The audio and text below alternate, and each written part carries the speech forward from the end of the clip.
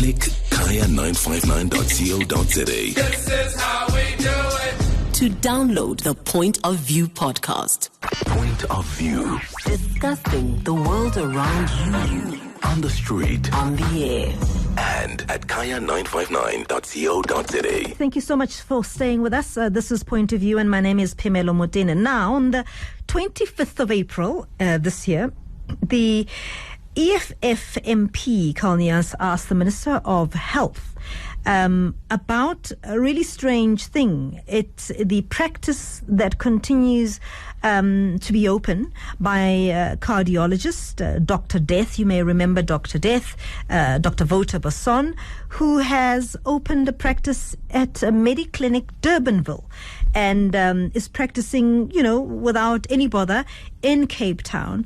On the line with us to explain further is EFF MP Kalnias, to just maybe give us a sense of what exactly you found out. A very good evening to you, Mr. Nuance, and thank you so much for your time. Good evening, and thank you for having me. As far as I remember, around 2013, the Health Professionals Council had convicted Dr. Death, this is obviously Dr. Wouter Basson, to serious professional misconduct, and recommendations was that his medical certificate, get revoked. What happened then? Well, as far as I could find out, also from the answer that I've received from the Minister of Health, Dr. Aaron Motsoaledi, was that Dr. Basson, with the help of some legal practitioners, managed to get out of that finding of the Health Professionals Council of South Africa, apparently on the basis of some procedural irregularities. Then, since then, the Health Professionals Council has literally been twiddling their thumbs, doing nothing, allowing Dr. Death to continue to practice, as you say, at Mediclinic here in Cape Town. And only recently, because of pressure from various human rights groups, including also from the economic freedom fighters, the Medical and Dental Professionals Board intervened and placed pressure on the Health Professions Council of South Africa to reinstitute disciplinary proceedings against Dr. Basson. They have now finally done so. Unfortunately, Dr. Basson's legal team has been delaying the process by saying that they will oppose the reintroduction of these disciplinary measures. And there's now been a back and forth between the Health Professionals Council of South Africa and Dr. Basson's legal team. It seems that Dr. Basson has been quite astute in managing to keep accountability away from himself by using all kinds of legal tricks. And it is really time now for the Health Professionals Council to get their act together, not to make any mistakes in the way that they constitute the investigation and the team that will carry out this disciplinary hearing, so that Dr. Basson can be held accountable for the terrible deeds that he has committed.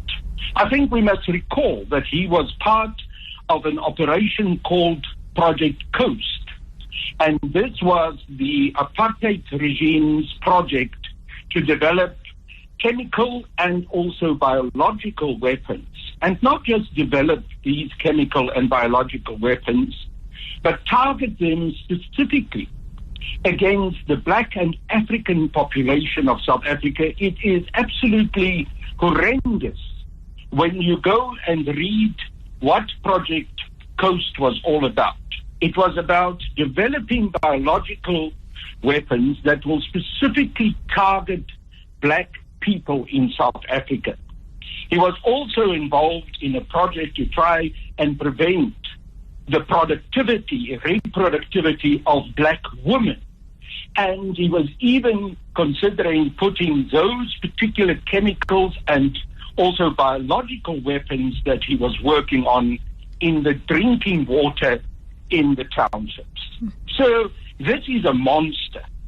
And yet we have allowed this monster to continue to practice as a cardiologist in South Africa, and he has faced absolutely no consequences for the dastardly deeds that he has committed. So I've asked this question with a very specific intention, to highlight that Dr. Basson has not yet faced accountability for the terrible deeds that he has committed.